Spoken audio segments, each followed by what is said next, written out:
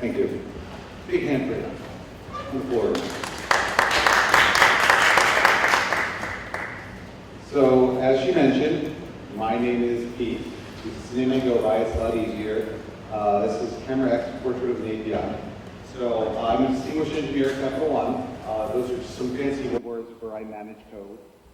I am the founder and co-organizer of the GDG out in Wilmington, Delaware, not Wilmington, North Carolina. I'm one of the Northeast mentors, along with Ava, for the GDG program. So we help out all the other GDGs in the region. And I'm an avid video gamer.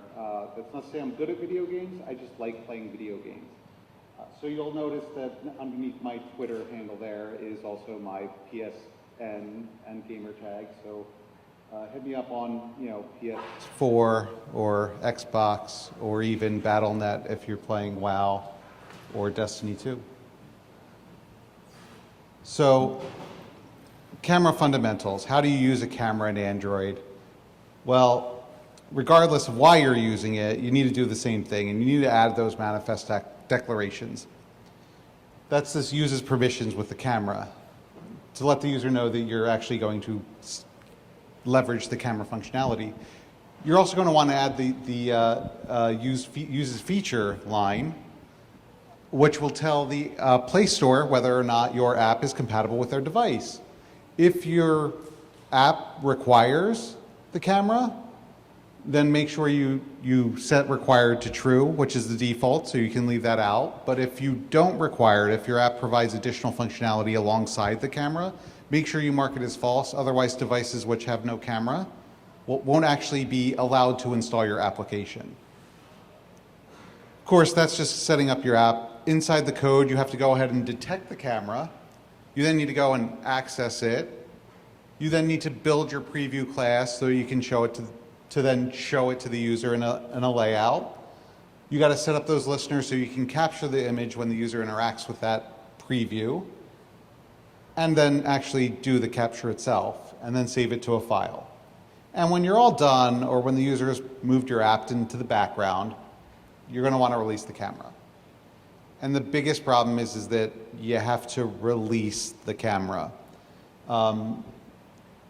If you don't release the camera, no other app can use it. You've gained exclusive access to use the camera, and you've told everyone else you're still using it even when you're not. If you've ever done camera development, you kind of spend your nights like this. Because anytime you run into bad code or your app crashes, you can't let go of the camera anymore, and you got to start over and reboot your device. So let me do some brief history. Who has worked with the camera APIs? Any of them? All of them? One person? Two people. All right. So great. You have only two of you have been crying at night. That's good to know. We're going to go through a history of those APIs real quick. And the camera APIs, there's the camera, which is what it's called, was added in API 1, which is mildly amusing because technically Android was designed initially for digital cameras, so it makes sense that it would have been around since the dawn of Android. They deprecated it in API 21. So that means that at this point they're no longer maintaining or supporting this original API, and they're trying to migrate you to the newer one, which we'll discuss later. They built it using a black box design. The expectation here was that you shouldn't have to know what the camera's doing. You should ask it for something, and it should magically provide you with that thing you asked for. Whether that was an image, whether or not you needed a preview to show the user, or whether or not that was actually capturing that image, you would tell the system to do it, and it would then return that result. Of course, it didn't account for everything, so you had to add properties over time. So as things like back and front, when you had to distinguish between a front camera for usage, you had to add a property there. As HDR support came out, there was additional properties that you had to have to set these modes. They became unique and cumbersome to work with as the cameras evolved. The underlying system would do something, and then it would supply you with a compressed image. There was nothing you could do. As a matter of fact, most of the time you had to uncompress that image to leverage it and use it in other functionality or to build additional features for it. And the reason this existed is because they were all built around a simple idea, and that's the camera hardware is a shared resource that has to be carefully managed by you, the developer, because the operating system is going to not know the difference, sadly. And if you were using the Camera One APIs, they worked great because that's the only way you could use a camera in your app. And you lived with it, and you moved on, and you drank a little maybe, or you cried a lot, whatever that was. And you rebooted your phone a lot, and hopefully it wasn't your primary phone because you missed calls too. Thankfully, someone said, this isn't great, we're doing too much work, and our users can't even use some of these new features like HDR consistently, and some of our vendors aren't building cameras uniquely, and as features and functionality come out, we have to do more and more work to shoehorn all of these new things and to get them to our developers. So Camera 2, which replaced Camera in API 21, or Lollipop, or Android 5.0, depending on how you want to call it. It was the actual successor, so they deprecated and created the replacement in the same release. They removed the black box design and they gave you access to the subsystem controls. This allowed you to add new features and functionality and get better granularity. Things like multi-camera support were easier to build now. By breaking apart the black box, you could also get faster image intervals. That means that your app was getting images quicker, they could process them faster, they could show them to the user, and they were closer to real time. You could then use these images directly and apply filters on them. This allowed you to not have to worry about the overhead of uncompressing an image or working with compressed images and then adding on additional time and computation. You also got better metadata because you weren't getting the result, you were getting information about the capture. And that's because they changed it from a shared resource to a pipeline that had multiple stages, and an app could interject itself at any one of those stages. So what we ended up with was this weird black box design, and I apologize for those of you who have a phobia of rectangles, but there's going to be a lot of rectangles. You would request something, pretty straightforward, very simple system. They built a new API to get you more functionality, to get you better access, to get you further into doing what you needed to do with more precision and accuracy. And to do that, they had to kind of make it a little more complicated, just a little. But of course, none of this addresses the fact that you're still going through and doing those same fundamental things with the camera. You're accessing it, you're setting it up. You still have to release the camera.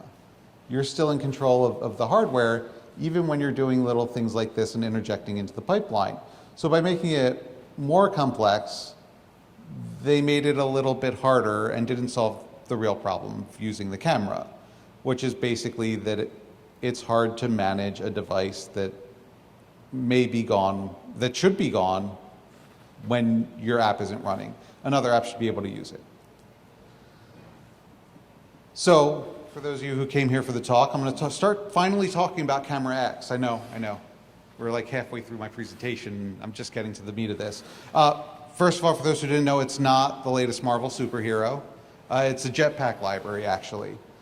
And what it does, it helps simplify the camera app development, which is great because for the two additional people that have done camera app development, it's not great. And making it simpler makes it better.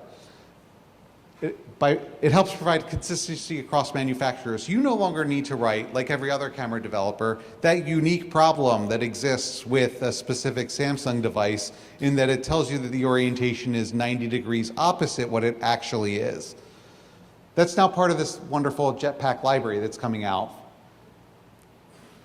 It's backwards compatible to Android 5.0. That means that it works on everything Android 5.0 and up. And if you are targeting anything below Android 5.0, I praise you.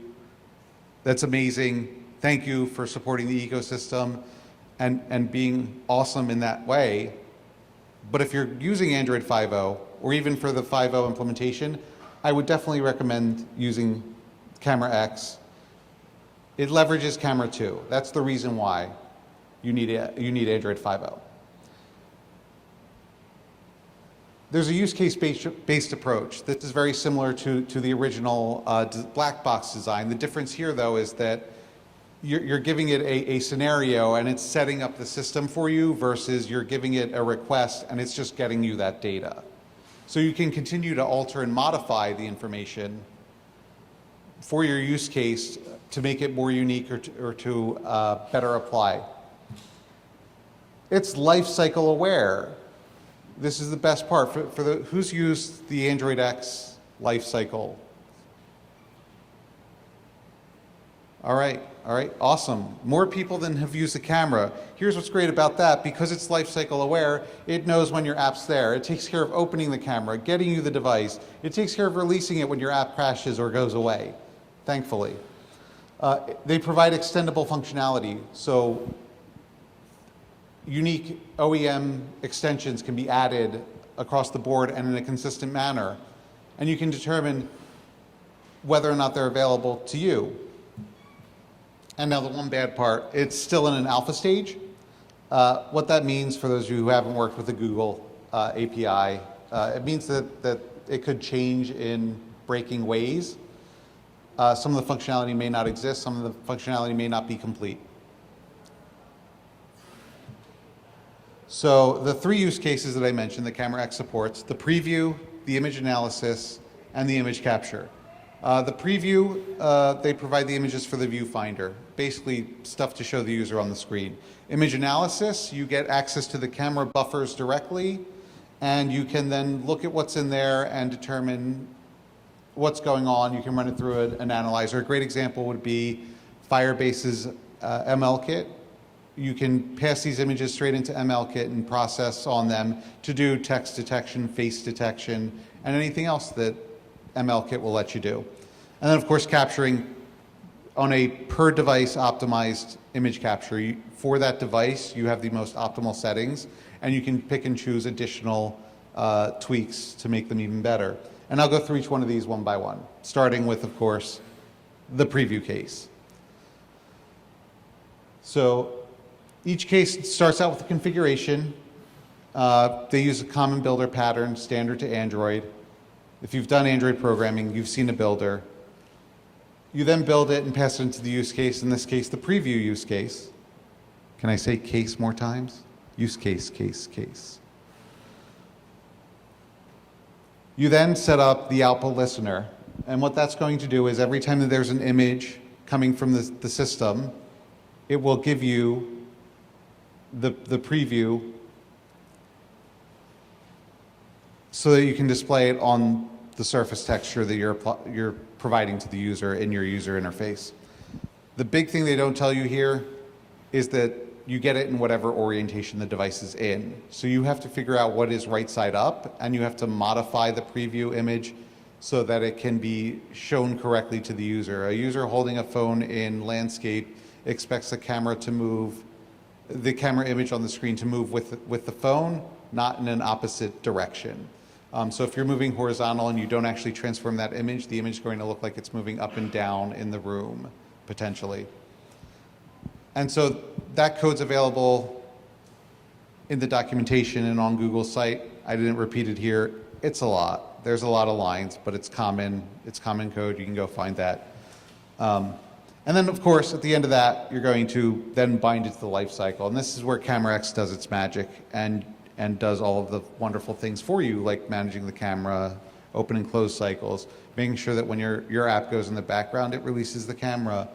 It's going to make sure that it initializes the camera correctly and sets the variables and the parameters that you're looking for through that configuration object. And so what does that configuration object look like? Well, preview config, build the configuration.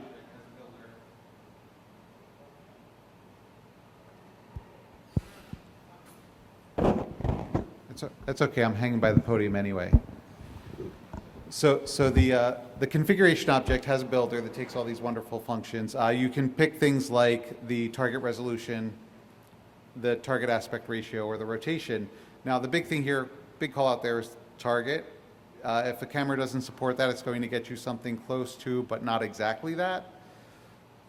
And that value comes back in that metadata I mentioned earlier. So when the picture is actually taken, or when the preview, when the camera subsystem returns a value, it also includes the actuals at the time that it was taken, in addition to the targets that you requested.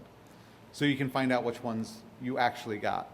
The lens facing, whether or not you want a front or a back camera. So depending on your use case, and this is the best part about the Camera 2 APIs, and of course all of the functionality, cameras can support different functionality based on where they're located on the device.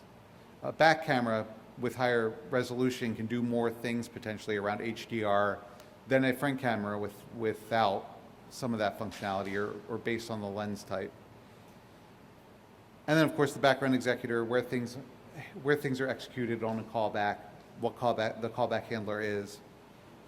And that's preview. Image analysis, again, starts very similar.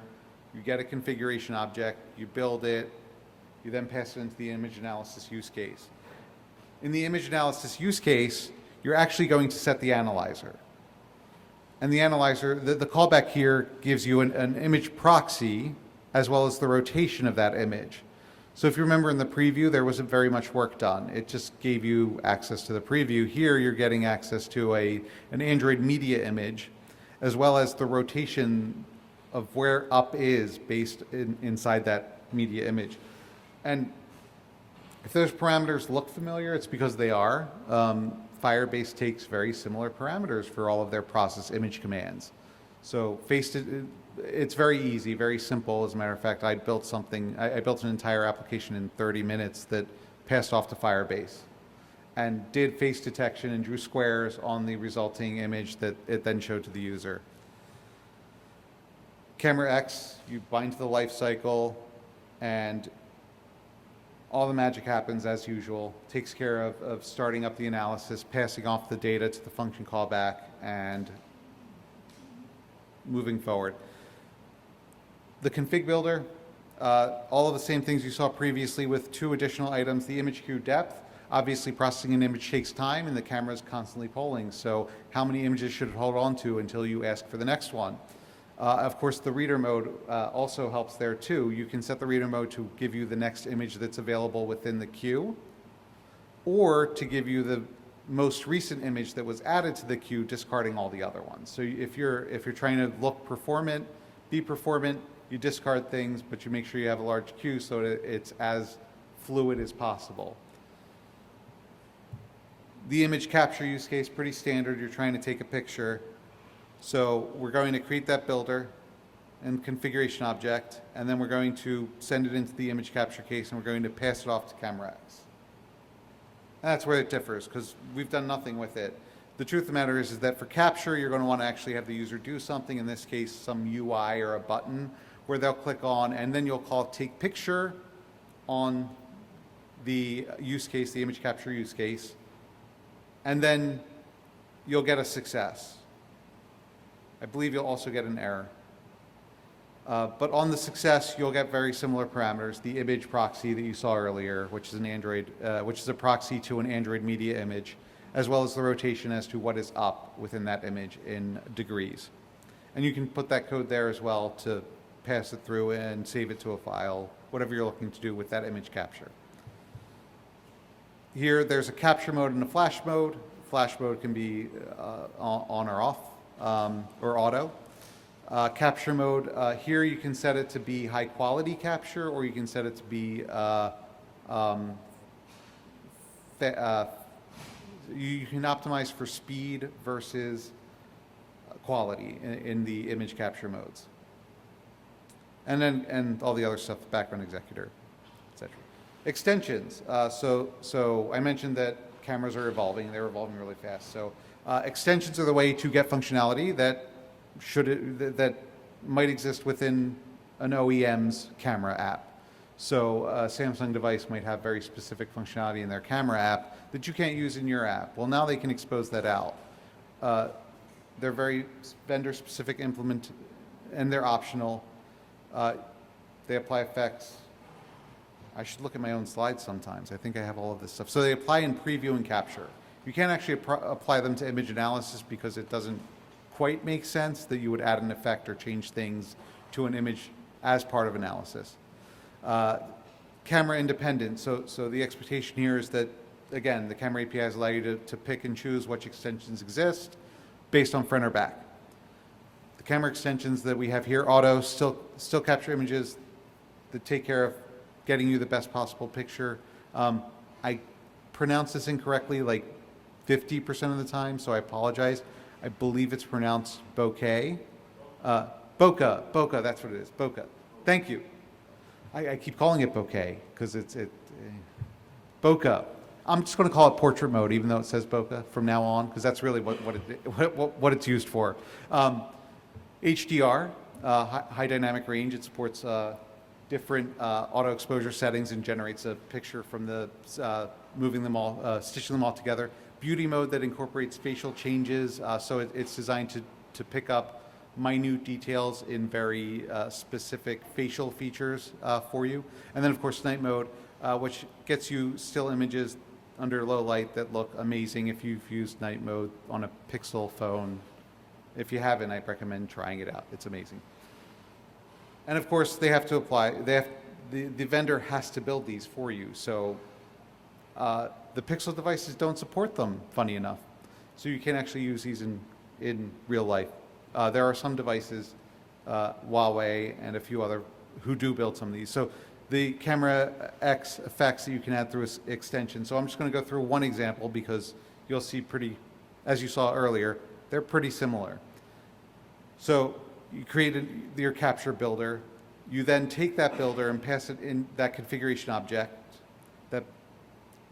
You take the configuration builder and you pass that into the extender. The extender then adds on additional functionality to the builder itself so that the use case knows how that works. Now, there is an is extension available function. This function actually goes out and validates that the vendor built support for, in this case, HDR. And if they do, you can call enable extension. The truth of the matter is that step's minorly irrelevant. The check to see whether or not the extension is available. If it's not available, the enable extension does nothing on the device. It's a no op by default, so even if the vendor didn't build anything, it would just return immediately. You then build the configuration object and standard image capture. You would pass it into the use case and then bind that use case to the life cycle. And a big call out on the bind to life cycle. You've seen all of these examples only include one use case. You can include as many use cases as you need for your instance. So you can pass in preview and image analysis and image capture into a single bind to the life cycle through CameraX. So all of the use cases, you can have two capture use cases, one for night mode potentially, and each of these can be passed in all at once into the CameraX library. And so to summarize, API 21 plus support for CameraX, so you have to use Android 5.0 or Lollipop or greater. It's still in alpha. I think they moved to alpha 5 since I wrote these slides, I think recently, within the past week. You get easier camera integrations, much easier camera integrations. I mentioned I spent 30 minutes, and before it would have taken me hours to integrate a camera. And you let the life cycle control your open and release cycles for the camera itself. Consistency across devices. You used to do per manufacturer configurations. Now Google can take care of those one-offs through their CameraX library.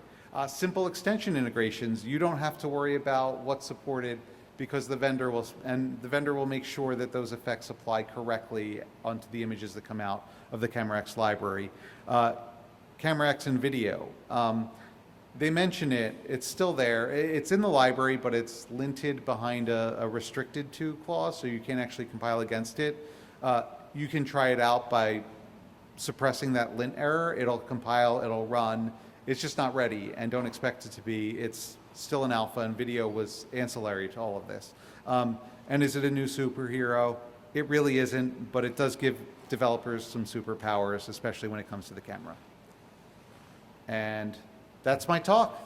If you have any questions, I have -3 minutes. Sorry, Carl. Sorry, Lucas. I have -3 minutes. So if there are any questions, I can take 1, maybe 2, if there are questions. And if they're not, I will hand it off. All right, thank you.